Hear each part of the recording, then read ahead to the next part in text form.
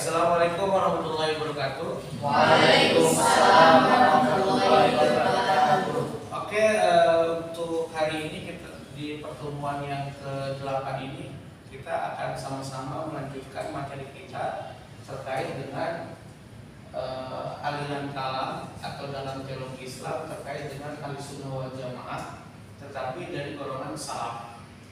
Jadi Ahlussunnah wal Jamaah itu ketiga, yang pertama itu adalah salaf, kemudian yang kedua itu adalah Asy'ari, yang ketiga adalah Maturidi.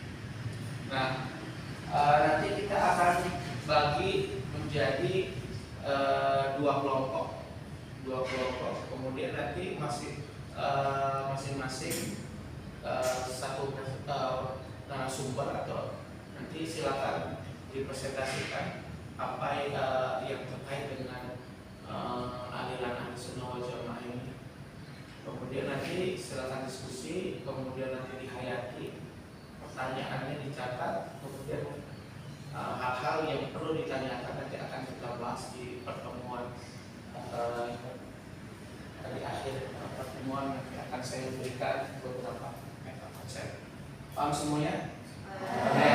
Sekarang silakan dibagi menjadi dua kelompok, satu presenter di kelompok A dan juga satu presenter di kelompok B. Silakan dibagi dua kelompok. Oke, silakan.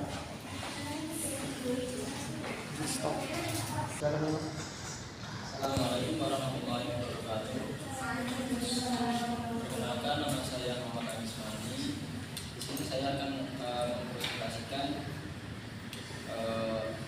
aliran Ahlussunnah salaf, Ahlussunnah wal Jamaah salaf.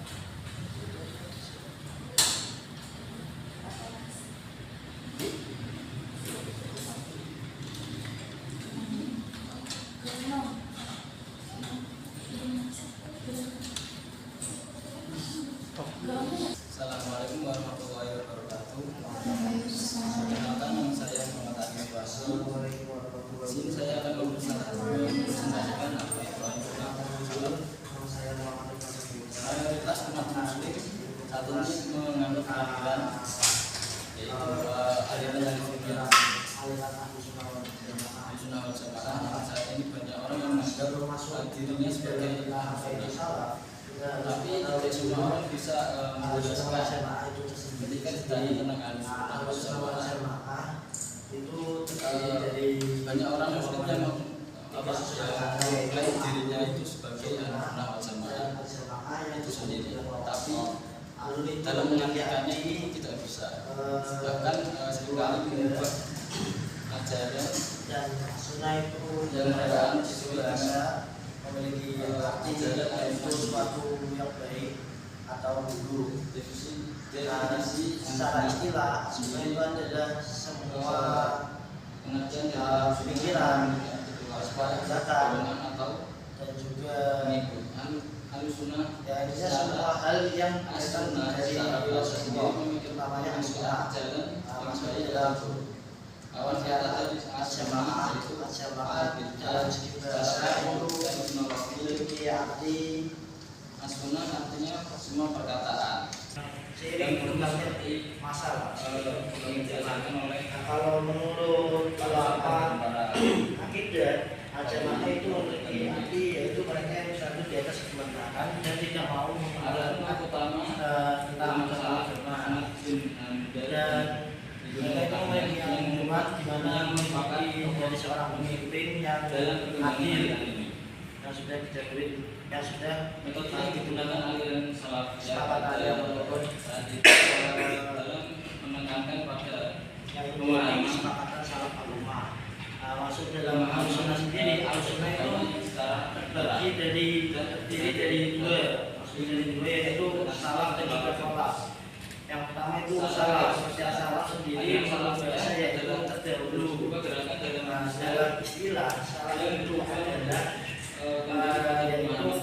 Ahlussunnah salaf yaitu mulai dari generasi dari zaman sahabat, kemudian tabi'in hingga tabi'in, yaitu tiga generasi setelah Nabi.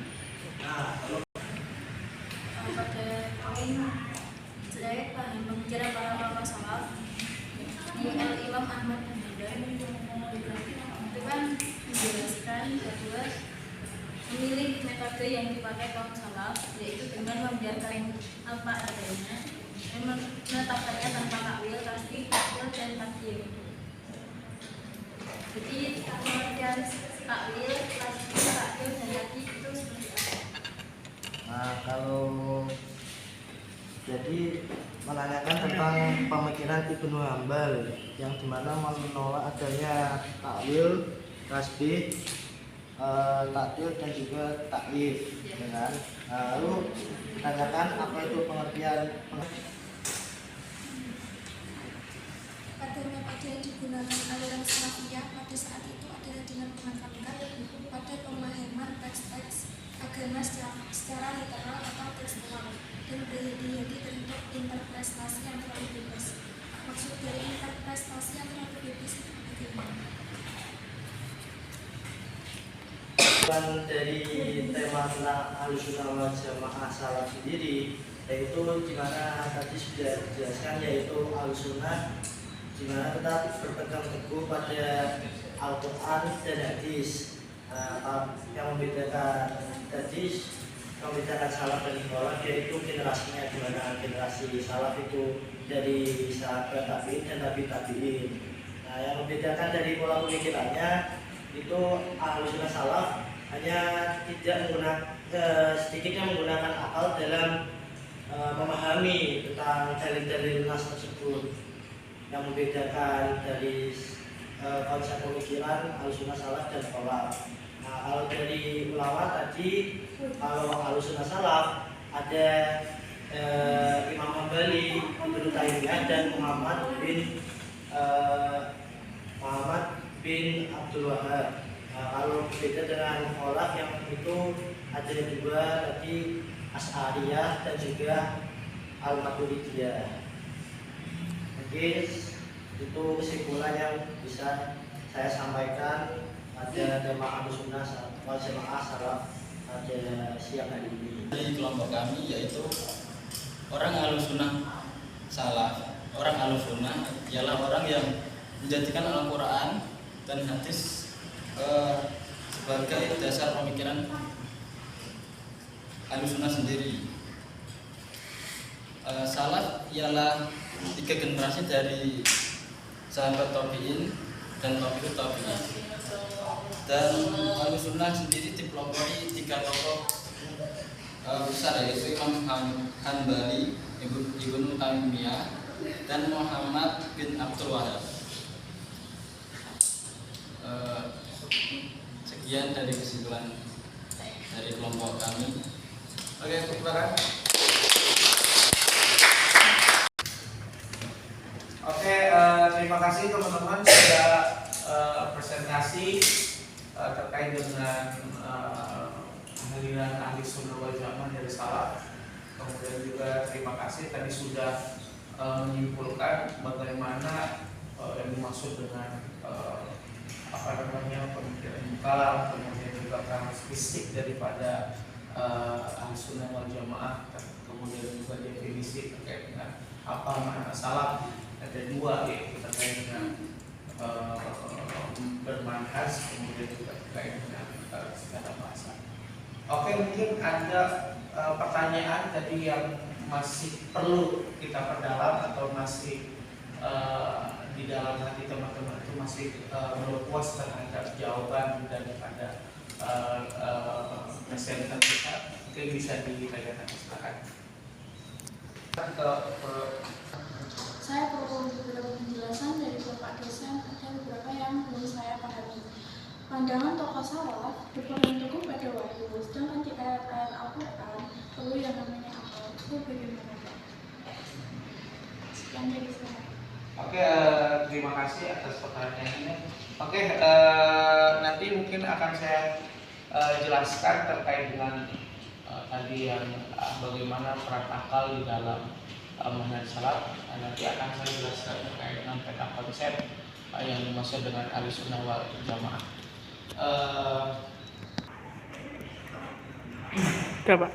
Oke teman-teman, kita akan saya jelaskan tadi. Terima kasih yang sudah presentasi ya, dan juga yang tadi masih membutuhkan penjelasan yang mendalam terkait dengan ahli sunnah wal jamaah dari sana.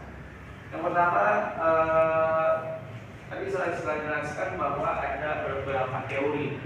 Jadi ada teori besar yang di dalam ilmu kalam itu adalah ada 3 aliran kita dalam akidah.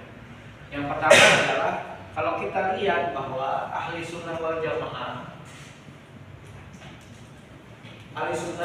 itu ada bisa diklasifikasikan ada 3. Yang pertama adalah dia dari golongan salaf, kemudian yang kedua adalah Asy'ari, kemudian yang ketiga adalah Maturidi.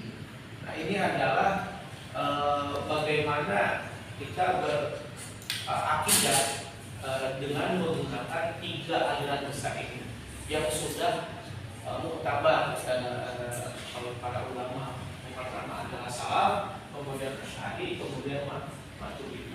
Oke, pada kesempatan ini kita akan bagaimana sih sebenarnya peta konsep salaf. Salaf itu sebenarnya ada dua definisi. Definisi sebagai waktu dapat diartikan bahwa salaf itu adalah orang-orang terdahulu atau orang-orang yang telah melampaui kita. Kemudian juga istilah salaf pun dapat diartikan sebagai generasi terbaik yang diambil daripada hadis Rasulullah, yaitu khairun nasi qarni. Qarni di sini adalah sahabat, summal ladzina yalunhum itu adalah tabi'in, kemudian yang ketiga adalah summal ladzina yalunhum itu tabi'in. Inilah yang dimaksud dengan generasi terbaik di dalam Islam. Oke. Kemudian selanjutnya bagaimana salaf itu di sini tadi definisi, kemudian selanjutnya adalah salaf. Definisi kedua adalah salaf sebagai manhaj metode berakidah. Nah, di sini saya akan menjelaskan terkait dengan karakteristik daripada pemikiran salaf. Tadi sempat ditanyakan di mana posisi akal di dalam ahli sunnah wal jamaah salaf. Nah, kalau kita lihat ada 3 karakteristik, sebenarnya ada 5, cuma akan kita bahas adalah 3. Yang pertama adalah salaf itu adalah dia memprioritaskan nakal atau wahyu daripada akal. Jadi dia itu lebih kepada nakal, sehingga tadi dia tidak menggunakan akal. Kemudian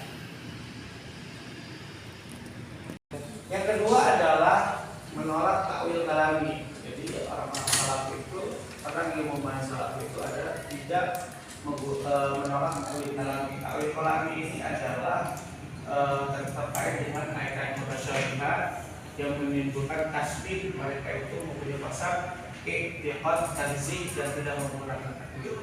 Takwil itu adalah sofrul lagi alam memalingkan makna-makna yang ada di Al-Quran terkait dengan ayat mutasyabihat kepada makna-makna yang marjuh, yang bisa dipahami, seperti mentakwilkan tangan dengan kuasaan. Kemudian yang terakhir adalah berargumen dengan ayat Al-Quran dan hadis yang sahih.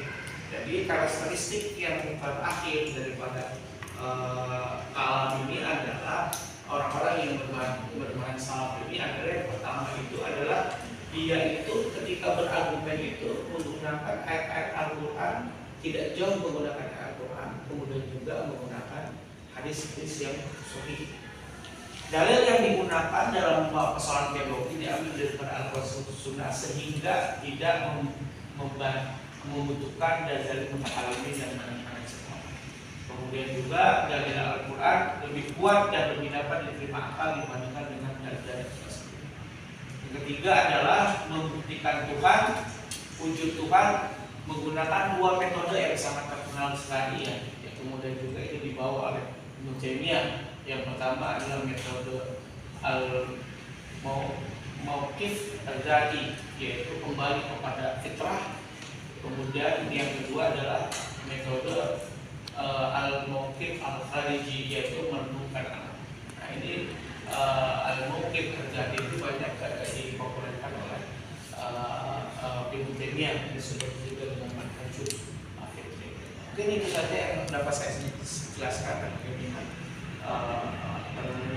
karakteristik dan pemikiran salaf yang tadi belum disampaikan oleh teman-teman kita berdiskusi. Oke, terima kasih. Kita akan bertemu lagi di pertemuan kita selanjutnya terkait dengan ahli sunnah wal jamaah daripada kurang lebihnya mohon maaf. Assalamualaikum warahmatullahi wabarakatuh.